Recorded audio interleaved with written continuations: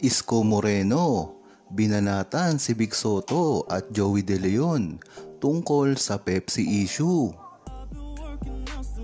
Sa ginawa nga na sugod bahay sa Gedli, sa Itbulaga, pinamumunuan ni Mayor Isko Moreno at Buboy, tila nagparinig na ito para kay Joey De Leon at Vic Soto. Halatang halata dito, stage ang ginawa. Dahil dito nahalata si Buboy na kinumpronta ang isang lalaki na umiinom daw ng soft drinks at agad namang sinabi ito ni Isko, "Ano yan, Pepsi?"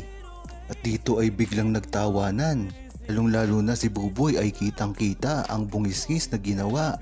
Talaga nga namang below the belt na ang ginawang iyon ni Isko Moreno, dahil ang isyong ito ay inaddress na dati pa ni Tito Sen, at ang kanta na Espolarium na pinakakalat ng mga bashers ng TVJ hindi rin totoo, dahil sinabi na ito mismo ni Eli Buendia na hindi tungkol ito kay Vic Soto at Joey De Leon kundi sa kanyang mga kaibigan.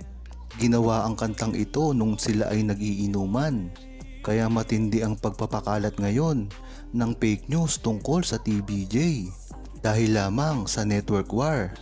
Kaya antayin natin. Alam naman natin na si Sir Joey De Leon ay hindi basta-basta palalampasin ang ginawang ito ni Yorme.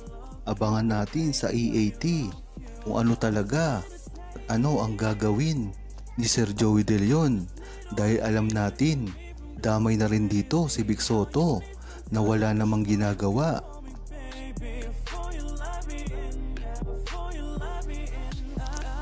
Huwag kalimutang mag-subscribe, comment at i-like ang video na ito. Thanks for watching!